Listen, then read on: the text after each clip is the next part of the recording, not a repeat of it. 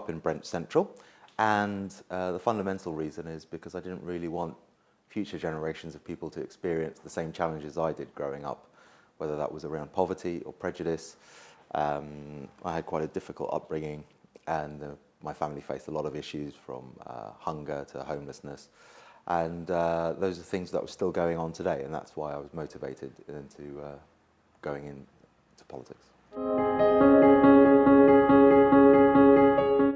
Yeah, I've had lots of real-world experience, both from my personal stories and my professional career. So I was a charitable fundraiser and campaigner for many years, as well as being in a consultancy and owning a film production company. So I've done a range of things, including a lot of work with young and disadvantaged people, as well as several years in the hospice movement as well. So I'm campaigning on ending child poverty by 2020. I think it's one of the great political aspirations of our time, and it's actually an issue that affects all the major questions that we face as a society. So it's about having adequate housing for families. It's about investment in good education.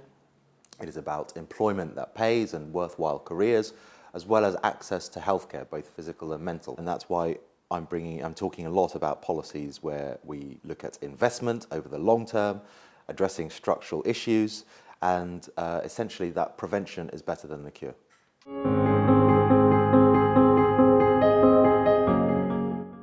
A couple of issues are very prevalent here in Brent. Housing is one, and education is the other. Now, housing has been a massive problem because over 13 golden years, when Labour had a brilliant economy, they never replaced the social housing stock that was sold off by Margaret Thatcher. And as such, this government has had to embark on a much bigger social house building programme. But it's just not enough at the moment, and we're still playing catch up.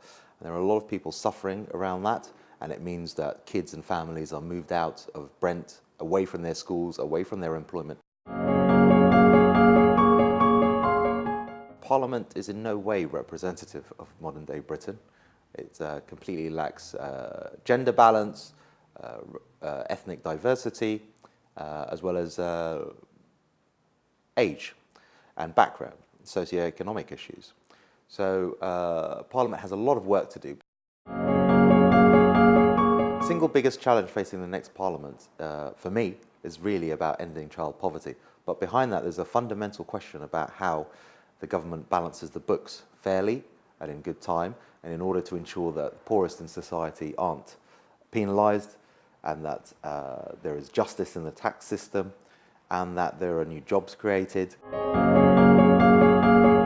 The role of an MP is about standing side by side within the community and representing the interests of the most vulnerable, and looking after those who are at the mercy of more formidable interests.